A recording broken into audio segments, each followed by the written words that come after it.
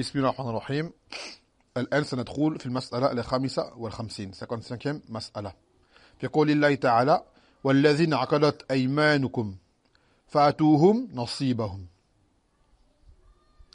Dans le sens où Allah Azza wa Jalla dit que ceux avec qui vous êtes engagés, alors donnez-leur leur part, c'est-à-dire dans l'héritage, selon une parole. Verset 33, Surat An-Nisa.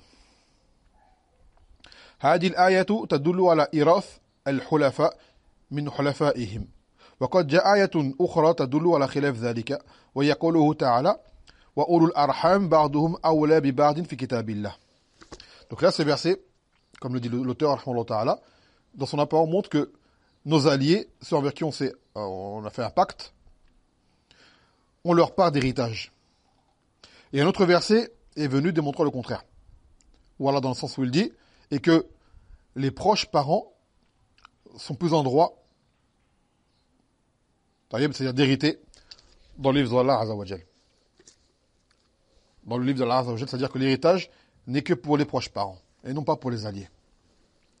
قال الجواب أن هذه الآية ناسخة لقوله والذين عقدت أيمانكم ونصرها ولها هو الحق خلافا لأبي حنيفة ومن وافقه في قول إيراث الحلفاء اليوم إن لم يكن له وارث.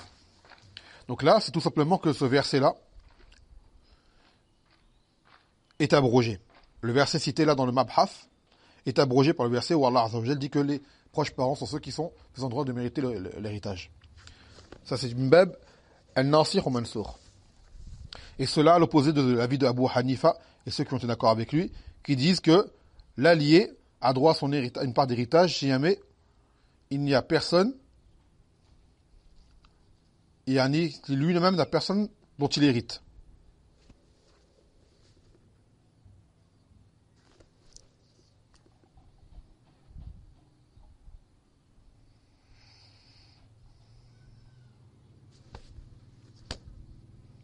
S'il n'hérite de personne, alors il hérite des gens avec qui c'est allié.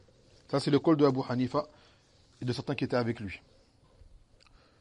قال وقد أجاب بعضهم بأن معنى فآتوهم نصيبهم أي من الموالاة والنصرة وعليه فلا تعارض بينهما والعلم عند الله تعالى. Et une autre réponse a été donnée par des ulama, c'est que tout simplement le sens de فآتوهم نصيبهم et donner-leur leur part, c'est-à-dire leur part dans l'alliance et dans le secours. Dans l'alliance, dans le soutien, dans le secours. Et donc, selon cette compréhension, il n'y aura pas de contradiction entre les deux versets. نعم.